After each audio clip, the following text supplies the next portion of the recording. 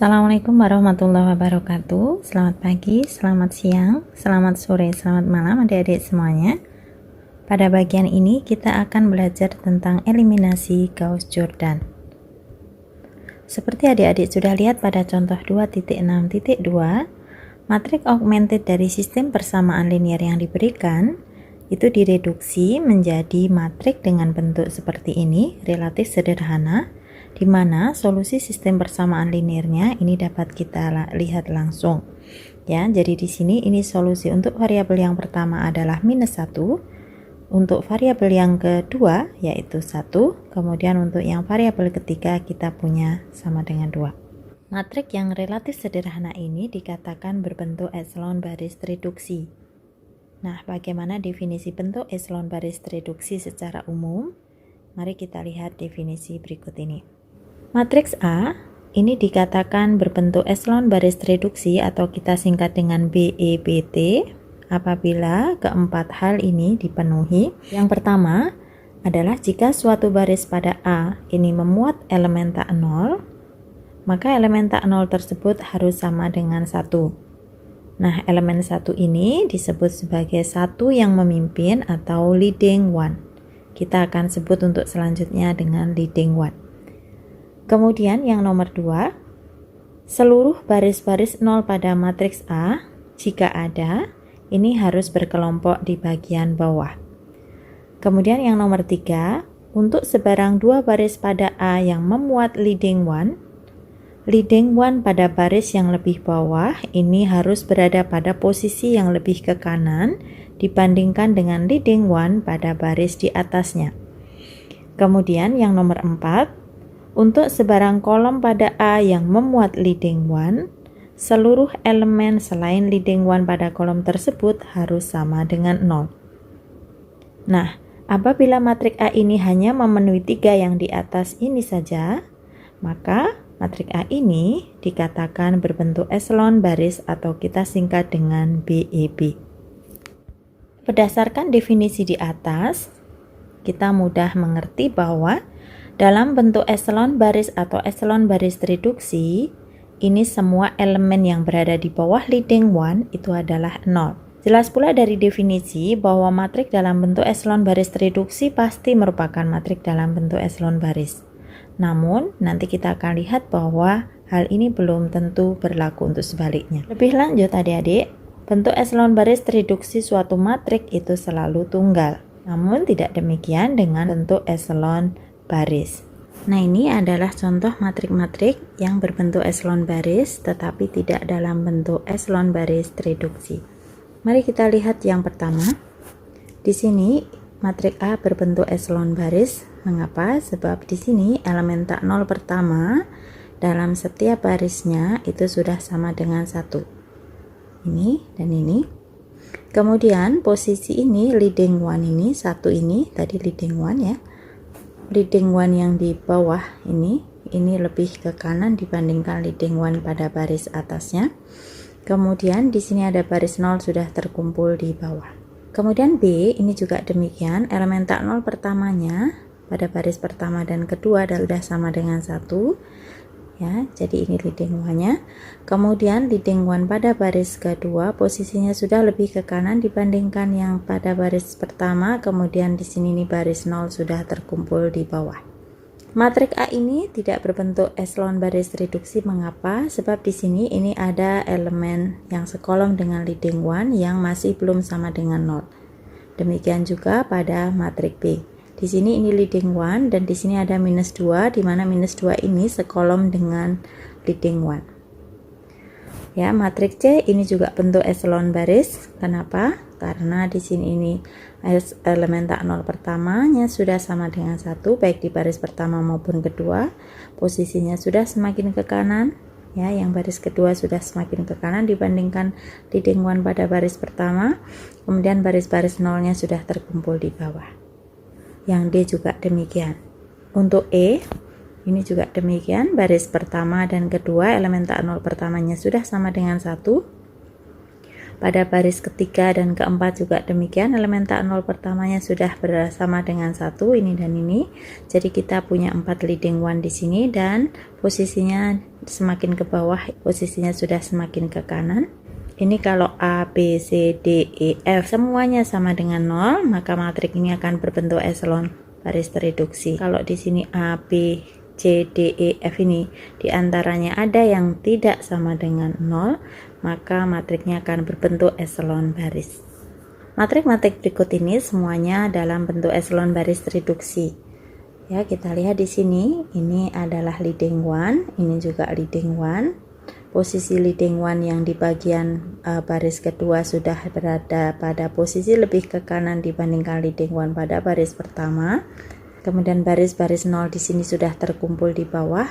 Kemudian semua elemen yang sekolom dengan leading one sudah sama dengan 0. Ini sudah 0. Kemudian untuk matrik B, ini kita punya leading one pada baris pertama, kedua, dan ketiga. Posisi leading one semakin ke bawah ini sudah semakin ke kanan.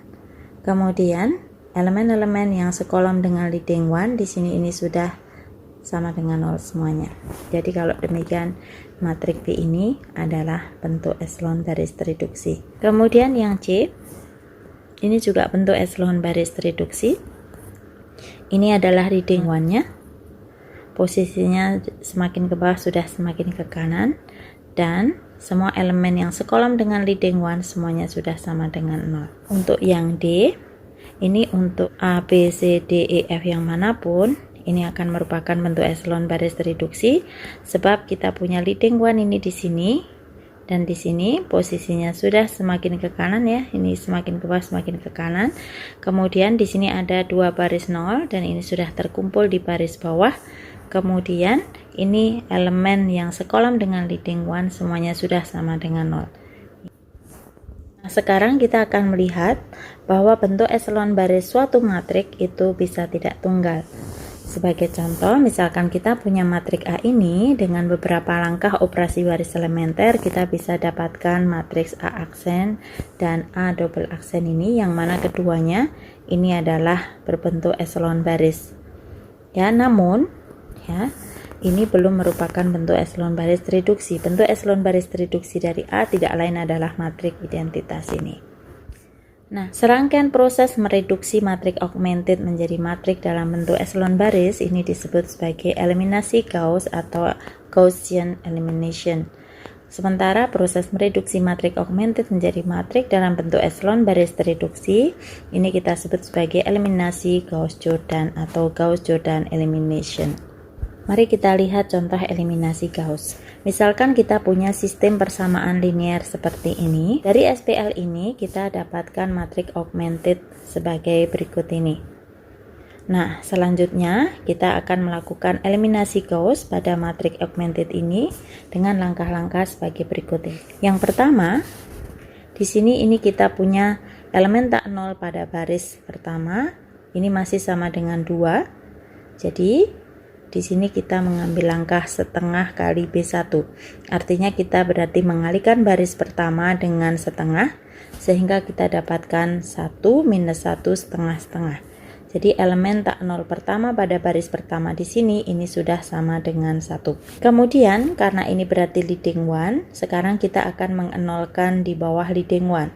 Minus 1 dan 1 ini akan kita ubah menjadi 0, 0, yaitu dengan cara mengerjakan operasi baris elementer ini. Baris kedua kita tambah dengan baris pertama, berarti di sini ini baris kedua akan berubah.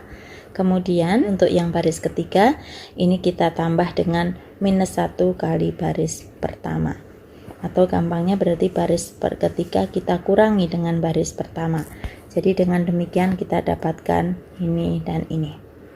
Ini bisa kita tulis sekaligus di sini karena yang kita kerjakan di sini ini tidak berpengaruh pada baris yang terlibat di sini. Kemudian dari sini ini kita punya elemen tak nol pertama pada baris kedua adalah 2 di sini.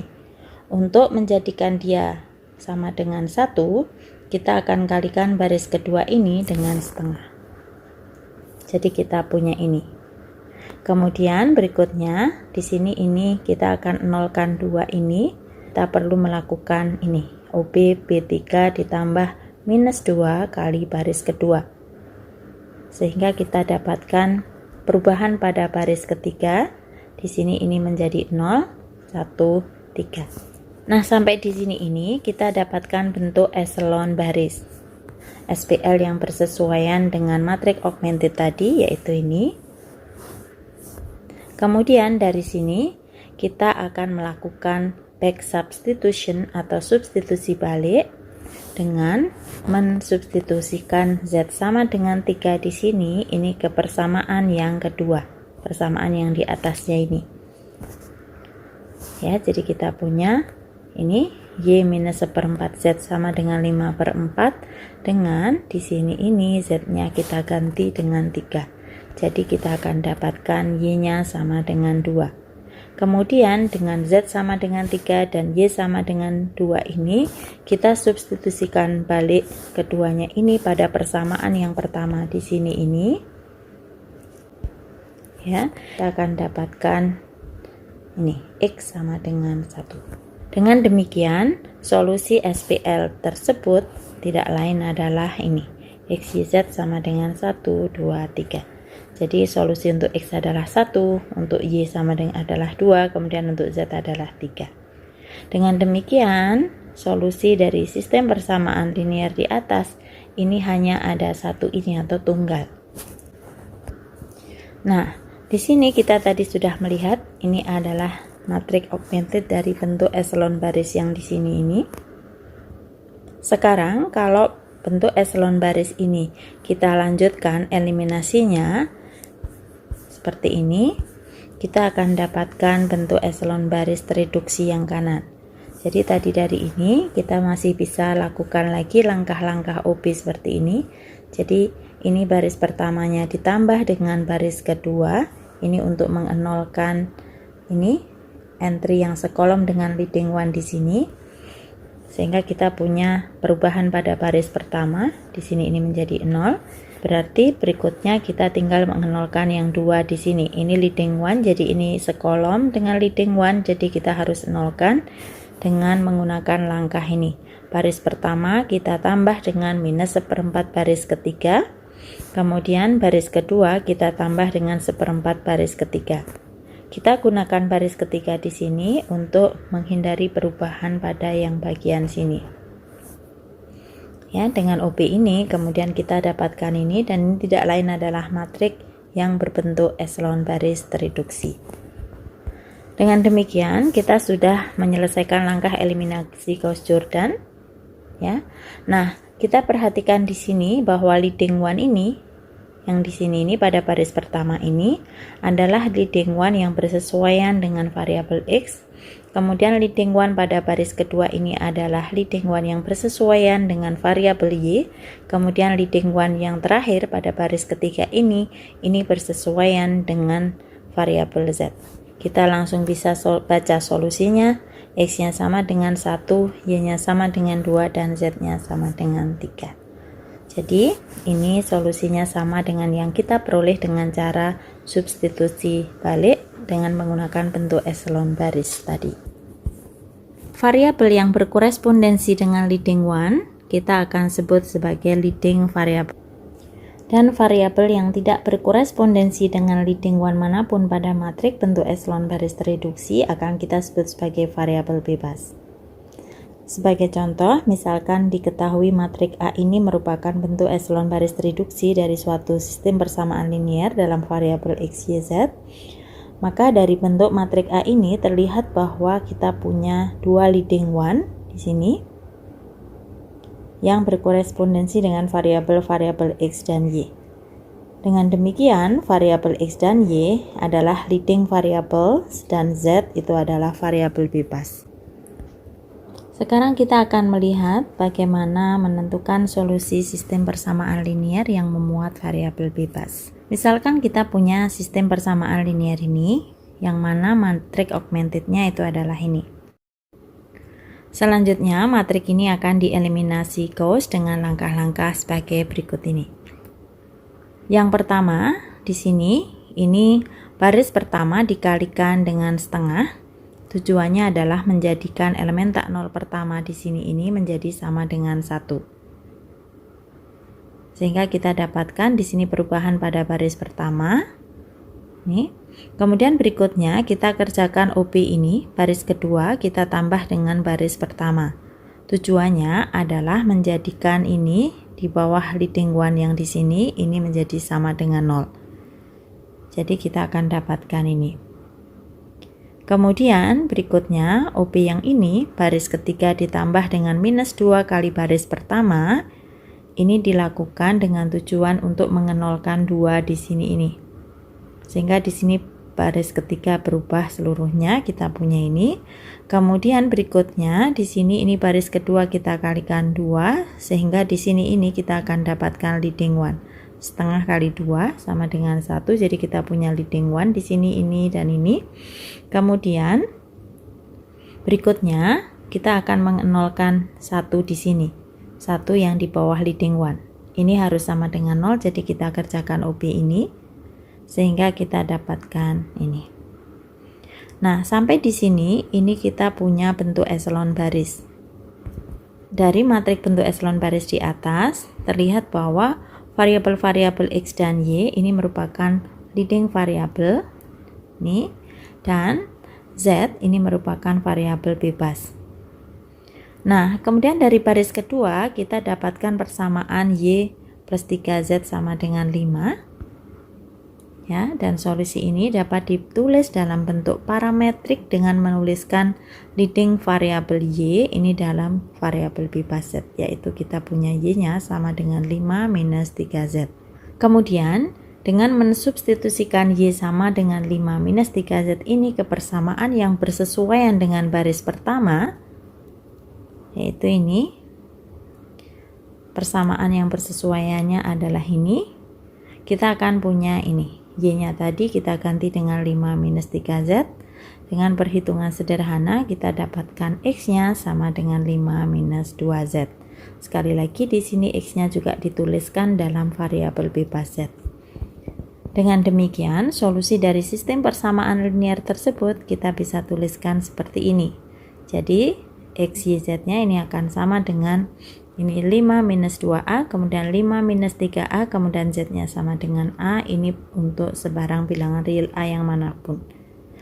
Himpunan solusinya kita bisa tuliskan seperti ini. Jadi yang semula ini hanya satu solusi, sekarang kita himpun semuanya menjadi seperti ini. A-nya kita jalankan untuk semua elemen yang ada di R. Solusi ini kita sebut sebagai solusi umum dari sistem persamaan linear di atas tadi.